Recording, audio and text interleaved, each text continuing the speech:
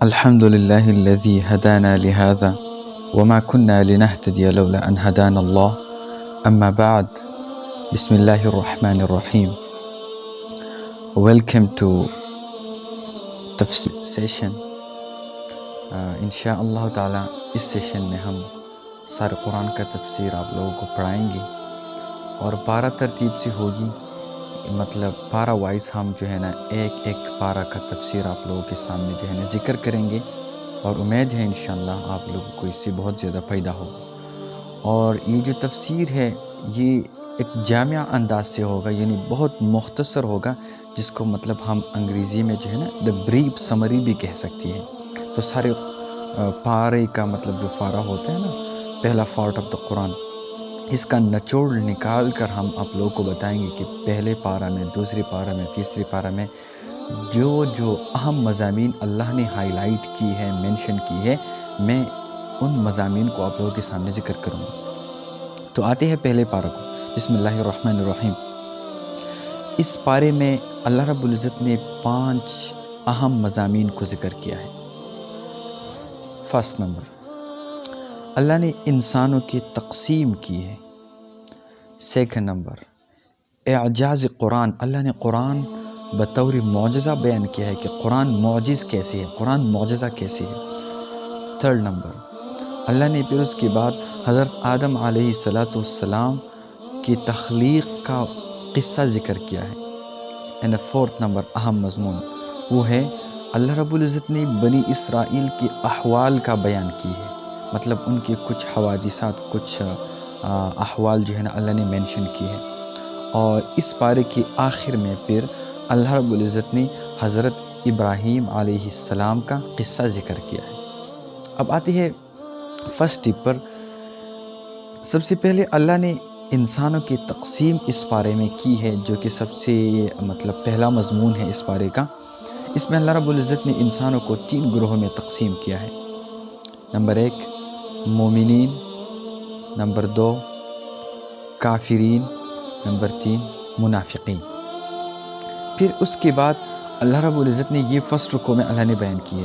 پھر اس کے بعد اللہ رب العزت نے مومنوں کے 5 صفات ذکر کی ہے فرسٹ رکوع میں، کہ ان میں پہلا صفت ہوگا ایمان بالغیب، دوسرا ہوگا اقامت الصلاۃ، یعنی وہ غیب پر ایمان لائیں گے اور نماز کی پابندی کریں گے اور اللہ کے راہ میں اپنے مال جان وقت کو خرچ کریں گے، لگائیں گے. اور جتنی بھی آسمانی کتب ہے فورتھ نمبر، ان پر جو ہے نا یہ لوگ ایمان لائیں گے.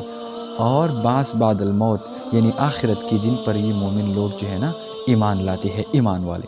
یہ 5 صفات اللہ رب العزت نے پہلے رکوع میں بیان کی ہے، جیسا کہ میں آپ کے سامنے تلاوت کرتا ہوں. الذین یؤمنون بالغیب ویقیمون الصلاة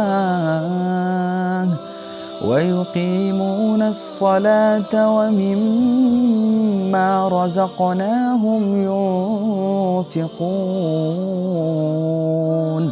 اور اس کے بعد جو ہے نا اگلا آیات ہے، اس میں بھی مومنون کی مطلب کچھ صفات ذکر ہے. اس کے بعد اللہ رب العزت نے کفار کے بارے میں یہ بتایا کہ ان کی دلوں اور کانوں پر مہر اور آنکھوں پر پردہ لگایا گیا ہے، یعنی مطلب ان لوگوں میں ہدایت کی طلب نہیں ہے، اس وجہ سے یہ لوگ جو ہے نا ہدایت سے محروم ہوگی اور ان کو ہرگز ہدایت نہیں مل جائے گی. صحیح ہو گیا. اور پھر اگلی رکوع میں اللہ رب العزت نے منافقین کا تذکرہ کیا ہے، مطلب منافق لوگوں کا تذکرہ کیا ہے اور ان کی کچھ خصلتیں بیان کی ہے. ان کی کچھ خصلتوں میں اللہ رب العزت نے اس رکوع میں یہ بیان کیا ہے کہ ان کا کام ہے جھوٹ، دھوکہ، عدم شعور یعنی کم علمی، قلبی بیماریاں مطلب حسد، بغض، کینہ، something like that، اور ریا، سفاہت یعنی بے وقوفی بھی ان لوگوں میں ہے، اور احکام الہی کا مذاق اڑانا. اور پھر اس کے بعد فتنہ اور فساد، یہ بھی ان کی ایک بری عادت ہے منافقین کی. اور جہالت میں جہالت بھی جو ہے نا ان میں موجود ہے، ضلالت بھی ان میں موجود ہے، تذبذب بھی ان لوگوں میں موجود ہے۔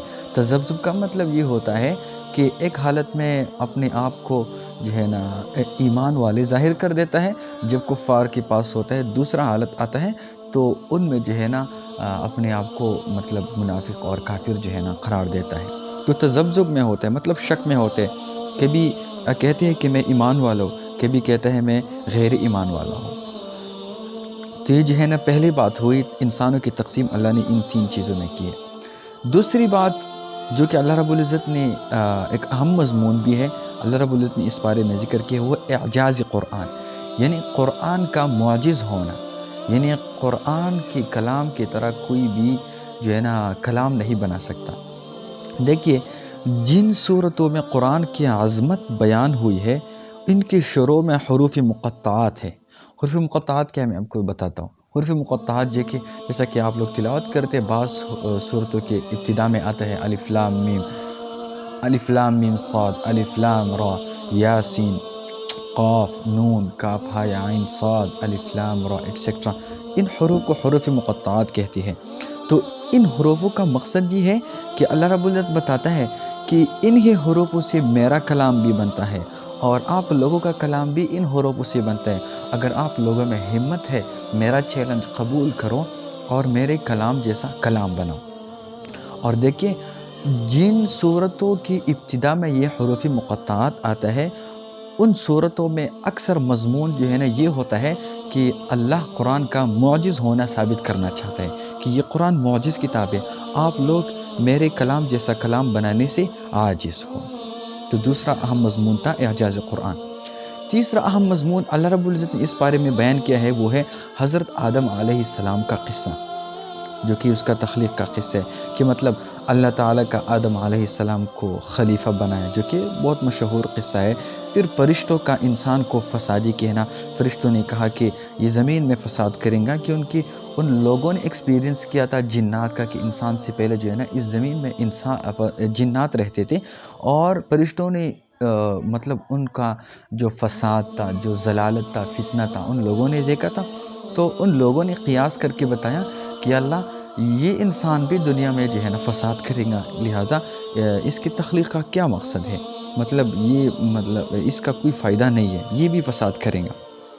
پھر اللہ تعالیٰ کا آدم علیہ السلام کو علم دینا، یعنی اللہ تعالیٰ نے آدم علیہ السلام کو بطور امتحان، فرشتوں کا امتحان لینا تھا، ان کو کچھ سکھایا۔ پھر فرشتوں کا جو ہے نا امتحان لیا گیا، تو فرشتوں نے اپنے عدم علم کا اقرار کیا کہ ہم لوگوں کے پاس مطلب کچھ علم نہیں ہے سوائے ان علم کے جو اللہ رب العزت یا ربی آپ نے ہمیں سکھایا ہے۔ پھر فرشتوں سے آدم علیہ السلام کو سجدہ کروانا، پھر اس کے بعد یعنی اللہ نے حکم کیا فرشتوں کو کہ آپ جو ہے نا آپ لوگ آدم علیہ السلام کو سجدہ کرو، اور پھر اس کے بعد شیطان کا انکار کرنا، پھر اس کے بعد شیطان کا مردود ہونا اور ہمیشہ ہمیشہ کے لیے ناکام ہونا اور ضلالت میں مبتلا ہونا۔ تو یہ قصہ آدم علیہ السلام کا جو قصہ ہے، ان قصے میں جو ہے نا یہ چیزیں اللہ نے مینشن کی ہیں۔ اور اس کے بعد جو ہے نا جنت میں آدم اور حوا علیہ السلام کو مطلب جنت میں آدم اور علیہ السلام کا رہنا، پھر اس کے بعد شیطان کا ان دونوں کو بہکانا، دھوکہ دینا، اور پھر انسان کو خلافت عرضی عطا ہونا، یعنی زمین کی خلافت اللہ رب العزت شیطان کو شیطان کے بہکانے کے بعد اللہ رب العزت نے پھر آدم علیہ السلام کو اس زمین کی خلافت عرضی عطا کیا۔ فورتھ نمبر چیز جو کہ اللہ رب العزت نے اس بارے میں منشن کیا، وہ ہے بنی اسرائیل کی احوال۔ دیکھیے، اس بارے میں بنی اسرائیل کے احوال کچھ یوں بیان کیا گیا ہے کہ اللہ رب العزت اپنے نعمتوں کو بطور احسان سمجھ کر بنی اسرائیل کو یاد کرواتا ہے کہ میں نے آپ لوگوں پر یہ انعام کیا، یہ انعام کیا، یہ انعام کیا، اور پھر اس کے بعد اللہ رب العزت یہ بھی ذکر کرتا ہے کہ میں آپ لوگوں پر احسانات کر کے مطلب نعمتیں کرتا ہوں، اور آپ لوگ میرے نعمتوں کے بدلے میں، میرے احسانات کے بدلے میں جو ہے نا کفر کرتے ہیں اور ناشکری کر دیتے ہیں۔ تو ان احوال کو اللہ رب العزت نے 4 نمبر پر اس بارے میں منشن کیا ہے، طویل بحث کیا ہے اس میں۔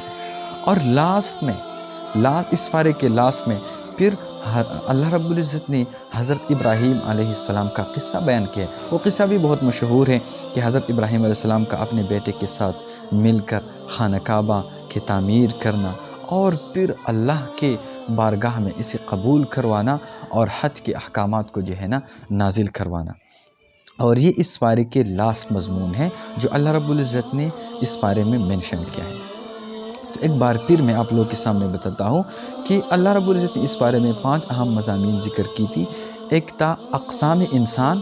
اللہ رب العزت نے انسانوں کی تقسیم کی ہے اس بارے میں 3 کیٹیگریز: منافق، مومن اور کافر. اور پھر ان تینوں کے جو ہے نا کچھ خصلتیں بیان کی ہے، صفات بیان کی ہے.